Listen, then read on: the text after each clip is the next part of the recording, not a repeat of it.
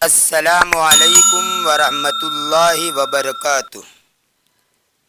بسم اللہ الرحمن الرحیم۔ سامعین و ناظرین، القراءۃ الراشدہ جزء ثانی کا ترجمہ چل رہا ہے۔ آپ کے سامنے اس کتاب کے 14 اسباق پیش کیے جا چکے ہیں۔ آج کا ہمارا یہ ویڈیو اسی کتاب کے ترجمے کا ویڈیو نمبر 15 ہے، سبق نمبر 15 ہے۔ تو آئیے بلا کسی تاخیر کے ترجمہ شروع کرتے ہیں۔ بسم اللہ الرحمن الرحیم۔ تاریخ القمیص، کرتے کی تاریخ۔ انک لبست قمیصا جدیدا فابل واخلق۔ بلا شبہ تو نے نیا کرتا پہنا، پس تو پرانا اور بوسیدہ کر۔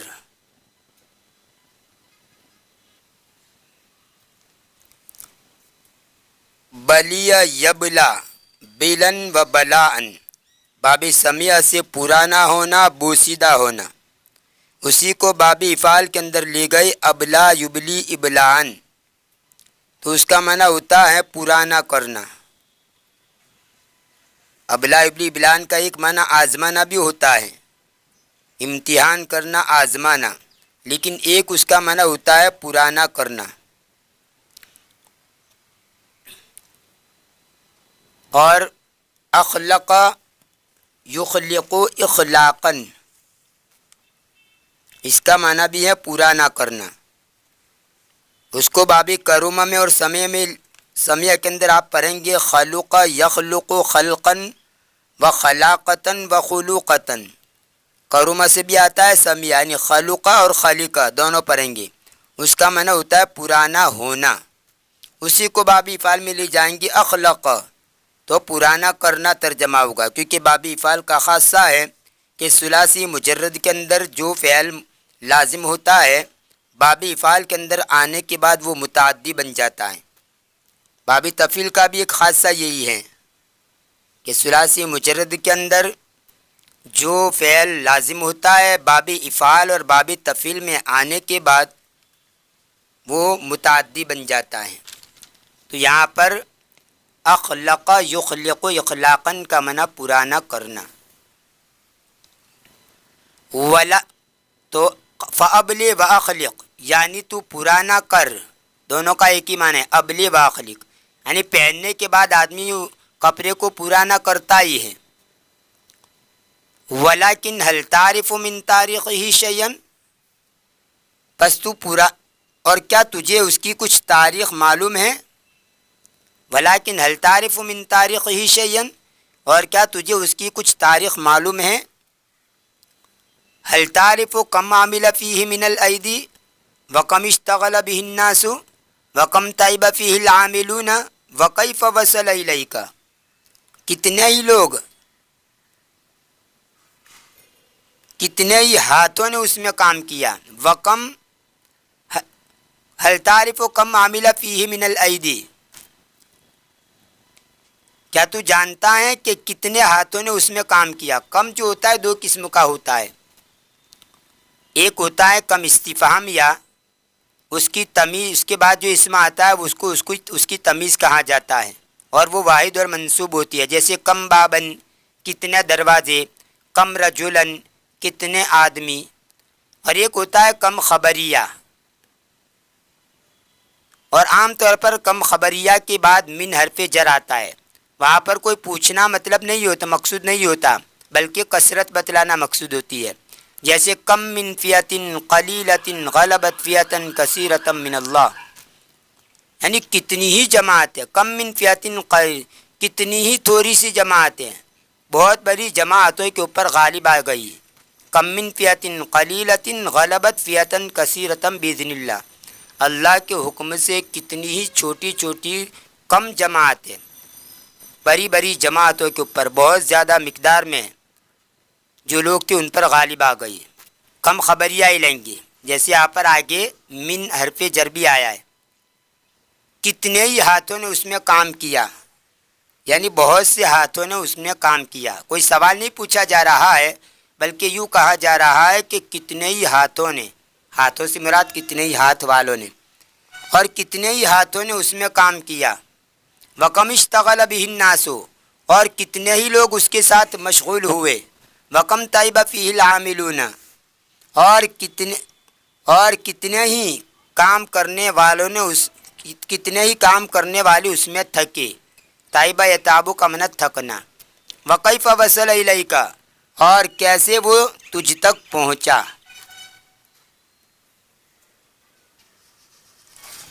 کان اول امرہ ان الزراع زرع القطن وتحمل فی زراعتہ عناء شدیدا،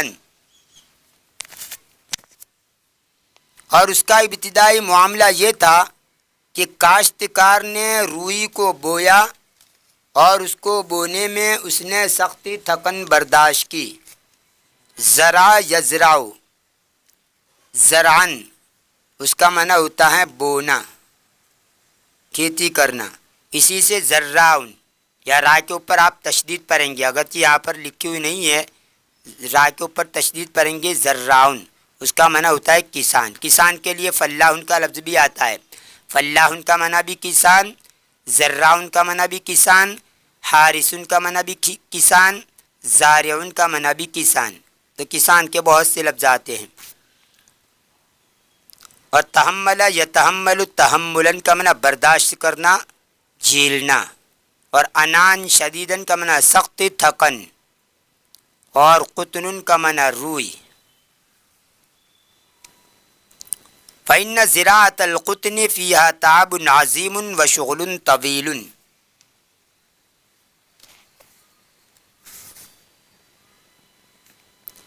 اس لیے کہ روئی کی کاشتکاری میں بڑی تھکن اور لمبی مشغولیت ہوتی ہے.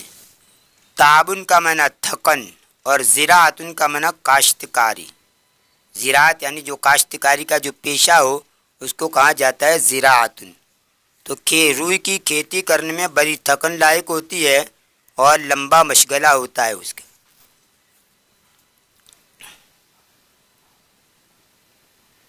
حرس الارض 3 مرات او اکثر وشق خطوطا وملأها بالماء، اس نے زمین کو 3 مرتبہ یا زیادہ، اس نے زمین کی 3 مرتبہ یا زیادہ کھیتی کی. حرس الارض 3 مرات، زمین کی کھیتی کی 3 مرتبہ او اکثر یا زیادہ. وشق خطوطا وملأها بالماء، اور کیاریاں بنائی اور اس کو پانی سے بھر دیا. شق یشق شقن، اس کا معنی ہے پھاڑ دینا. اور شق الخط کا معنی کیاری بنانا، کھود کر کیاریاں بنانا. وشق خطوطا وملأها بالماء،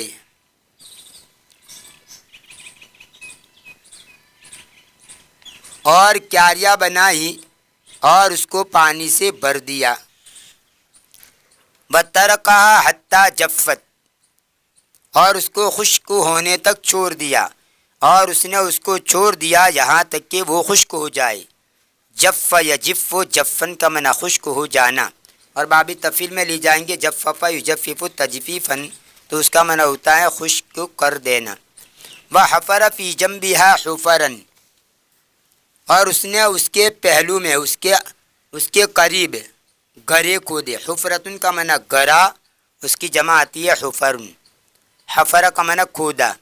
ثم بدر فیہا بذورا من القطن قد نقعها بالماء لیلتا، پھر اس میں روئی کے تخم یعنی بیج بوئے.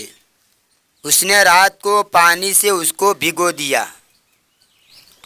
نقع ینقع نقعن، باب فتح سے تر کرنا، بھگو دینا. اور بدر یبذر بذرن، بونا بیج ڈالنا، تخم ریزی کرنا. اسی سے بدرن کا معنی بیج یا گٹھلی، جمع بذورن. ولما نجم النبات ازق الفلاح الخطوط فجعل باطنها ظاہرها، اور جب پیداوار ظاہر ہوئی تو کسان نے کیاریوں کو پھاڑ دیا. ازق یعزق ازقن، زمین پھاڑنا، کھودنا، زمین کو کھود کر پانی نکالنا. تو کسان نے کیاریوں کو پھاڑ دیا اور اس کو اوپر نیچے کر دیا. فجعل باطنها ظاہرہ، اس کے باطن کو یعنی اندرون کو اس کا ظاہر یعنی اس کا اوپر یعنی اندر کا اوپر کر دیا، اوپر کا نیچے کر دیا. اس کو کہاں فجعل باطنها ظاہرہ، اس کے باطن کو اس کا ظاہر بنا دیا یعنی اوپر نیچے کر دیا. باطن یعنی اندرونی چھپا ہوا، اور ظاہر کا معنی ظاہری بیرونی. وقلع الحشائش التي تضر بالقطن، اور اس گھاس کو اکھیر دیا جو روئی کو نقصان پہنچاتی. در یضر کا معنی نقصان پہنچانا. حشیش کا معنی گھاس، اس کی جمع آتی ہے حشائش. سوکھی گھاس کو حشیش کہا جاتا ہے، اور تر گھاس ہو، بھینگی ہوئی گھاس ہو، تازہ تازہ، اس کو کہا جاتا ہے اشبن، جس کی جمع آشاب آتی ہے. اشبن کا معنی تر گھاس، اس کی جمع آشاب، اور حشیش کا معنی سوکھی گھاس، اس کی جمع ہے حشائش. وَأَرْوَاهَا مِرَارًا، اور اس نے اس کو بار بار سیراب کیا. نجم ینجم نجومن، اور بابی نصر سے، اور انجم ینجم انجامن، بابی افعال سے، دونوں کا معنی ظاہر ہونا، طلوع ہونا. اور قلع یقلع کا معنی اکھیرنا، اور اروا یروی اروان کا معنی سیراب کرنا. مرارن کا معنی بار بار. ولم یزل الفلاح یخدم الحقل ویتعب ولا یستریح شہورا حتی ظہر فیہا القطن، اور کسان برابر کھیت کی خدمت کرتا رہا اور تھکتا رہا، اور مہینوں آرام نہیں کرتا تھا، یہاں تک کہ اس میں روئی نکل آئی، اس میں روئی ظاہر ہو گئی. استراح یستریح، استراحن کا معنی آرام لینا، آرام کرنا. تائب یتعب کا معنی تھکنا. حقل کا معنی کھیت، اس کی جمع آتی ہے حقول. فانبث الاولاد من البنین والبنات فی الحقل وجنبوا القطن، پس لڑکے لڑکیاں کھیت میں پھیل گئے اور روئی کو چونا.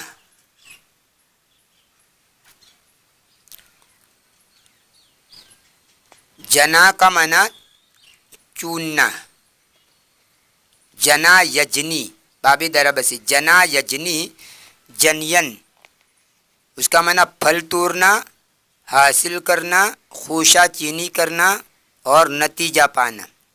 تو یہ جنو، جنا، جنیا، جنو، یہ جمع مذکر غائب کا صیغہ ہے.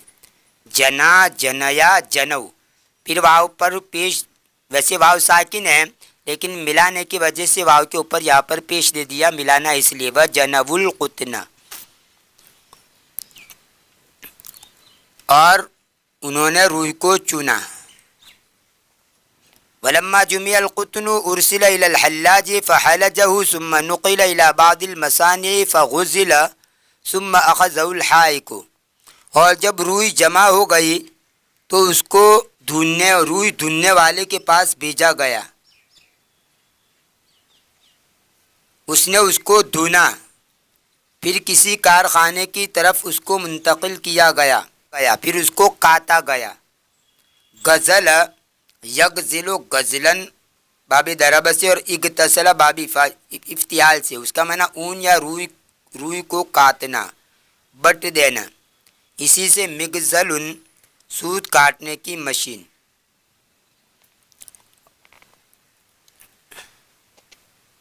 اور حلج یحلج اور حلج یحلج، نصر درب دونوں سے آتا ہے. روئی دھننا، اسی سے حلاجن روئی دھننے والا، حلاجتن روئی دھننے کا کام یا پیشہ، اور اسی سے محلجن اور محلجتن روئی دھننے کی مشین. اور میم کے اوپر زبر پڑیں گے، محلجتن تو روئی دھننے کا کارخانہ. ثم اخذ الحائق، پھر جلاح نے اس کو لیا. حائق کا معنی جلاح، پھر جلاح نے اس کو لیا. وَمَدَّهُ خُيُوطًا مُتَقَارِبًا، اور اس نے اس کو قریب قریب لائنوں میں لمبا کیا. وَلَمْ يَزَلْ يَشْتَغِلُ وَيَتَعَبُ أَيَّامًا، اور وہ برابر مشغول رہا اور چندین تھکتا رہا.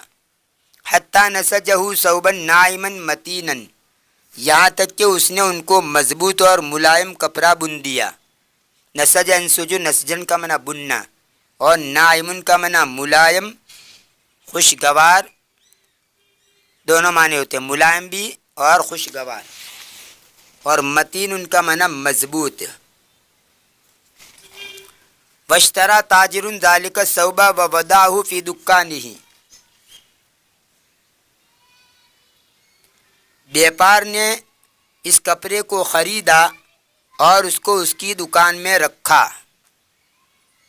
فذهب إليه أبوك بماله الذي اكتسبه بعرق الجبين وتعب فيه أياما، پھر تیرا باپ اس کے پاس اس مال کو لے کر گیا جو اس نے پسینہ بہا کر کمایا اور جس میں وہ کئی دن تھکتا رہا. وَأَنْتَ مُسْتَرِيحٌ فِي الْبَيْتِ تَأْكُلُ وَتَنَامُ، جبکہ تو گھر میں آرام سے کھاتا سوتا رہا. یعنی تیرا باپ خون پسینے کی کمائی جو کماتا تھا، تیری تو یہ حالت تھی کہ گھر میں آرام سے کھا رہا تھا، پی رہا تھا، اور تیرا باپ خون پسینہ ایک کر کے اور اپنی ذات کو کھپا کر کے روزی کما رہا تھا. تو وہ جو روزی اس کو ملی تھی، جو مال اس کو ملا تھا، جس کو اس نے بڑی محنت اور مشقت کے بعد کمایا تھا، اس مال کو لے کر وہ دکان پر گیا. عرقن اس کا معنی ہوتا ہے پسینہ، اور جبینن یہ جبین نہیں ہے، یہ جبین ہے، غلط ہے. جبین کا جبین کا معنی پیشانی. عرق الجبین یعنی پیشانی کا پسینہ. آدمی جب بہت زیادہ محنت کرتا ہے، بہت زیادہ مجاہدہ کرتا ہے، تو اس کی پیشانی کے اوپر پسینہ آ جاتا ہے. تو عرق الجبین کا لفظی معنی ہوتا ہے پیشانی کا پسینہ. لیکن یہاں پر اس سے مراد کیا ہے؟ بڑی تھکن اور بڑی مشقت کے بعد، بڑی مشقت کے ذریعے اس کو کمایا.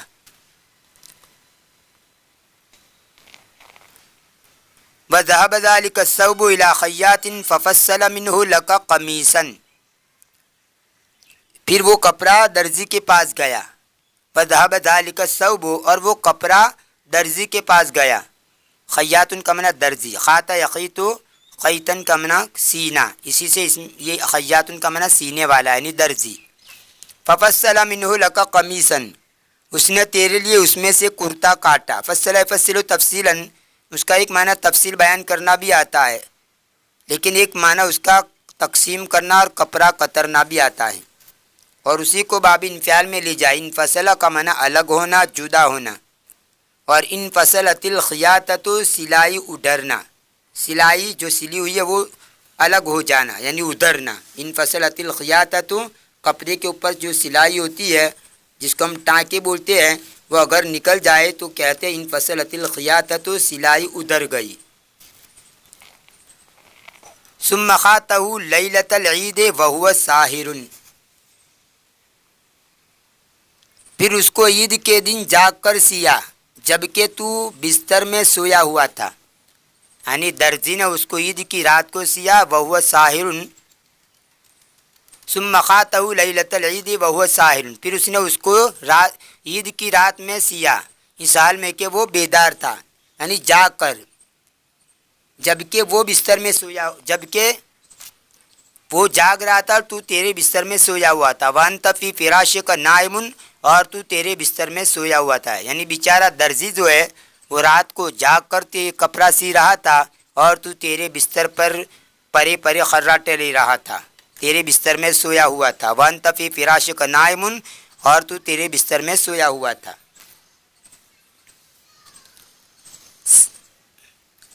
سحر یسحر سحرن، باب سمیع سے نیند نہ آنا، جاگتے رہنا، اور سحرہ اعلیٰ کے صلے کے ساتھ نگرانی کرنا، دیکھ بھال کرنا.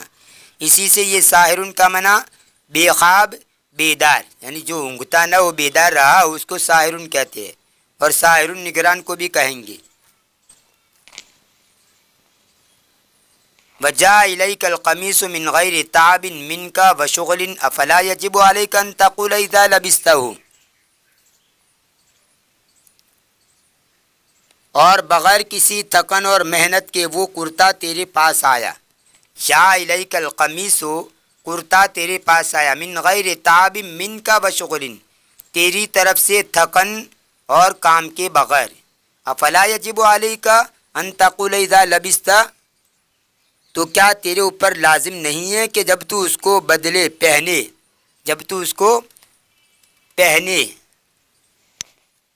تو یہ دعا پڑھے. کون سی؟ اللہم انت کسوتنیہ والبستنیہ من غیر حول منی ولا قوہ، اے اللہ تو نے مجھے وہ کرتا پہنایا. قسا یکسو باب نصر سے اجوفی واوی، اس کا معنی ہوتا ہے پہنانا، اور البس یلبسو الباسن کا معنی بھی پہنانا. سمیع اسمعو سے لبس یلبسو جیسی اذا لبست ہوئے، اس کا معنی تو ہوتا ہے پہننا، اور باب تفیل میں لے جائیں گے البس یلبسو الباسن تو وہاں پر متعدی بن جائے گا پہنانا. اللہم انت کسوتنی، اللہ تو نے مجھ کو وہ پہنایا. اس میں دو مفعول ہے، کسوت فعل با فاعل ہے، یا پہلا مفعول ہے اور ہو دوسرا مفعول ہے.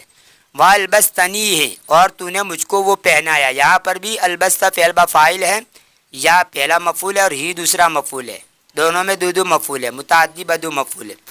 من غیر حول منی ولا قوہ، حول کا معنی قدرت رسائی، یعنی میری طرف سے طاقت و قدرت کے بغیر، یعنی تو نے ویسے مجھے پہنایا جس میں مجھے کسی قسم کی کوئی تکلیف نہیں ہے. من غیر حول منی ولا قوہ، میری طرف سے طاقت و قوت کے بغیر. اسألک خیرہ، میں تجھ سے اس کی بھلائی مانگتا ہوں. وخیر ما صنع لہ، اور جس چیز کے لیے وہ بنایا گیا ہے اس کی بھلائی مانگتا ہوں. واعوذ بک من شرہ، اور میں تجھ سے اس کی شر سے پناہ مانگتا ہوں. وشر ما صنع لہ، اور جس چیز کے لیے وہ بنایا گیا ہے اس کے شر سے بھی پناہ مانگتا ہوں. تو کپڑا پہننے کے وقت یہ دعا مانگنی چاہیے. یہ تھا القراءۃ الراشدہ جزء ثانی کا سبق نمبر 15. انشاءاللہ اسی سلسلے کو جاری رکھتے ہوئے آنے والے ویڈیو کے اندر اس کتاب کا سبق نمبر 16 آپ کے سامنے پیش کیا جائے گا. تب تک کے لیے انتظار کیجیے، دعاؤں میں یاد رکھیے. فی امان اللہ، الی اللقاء.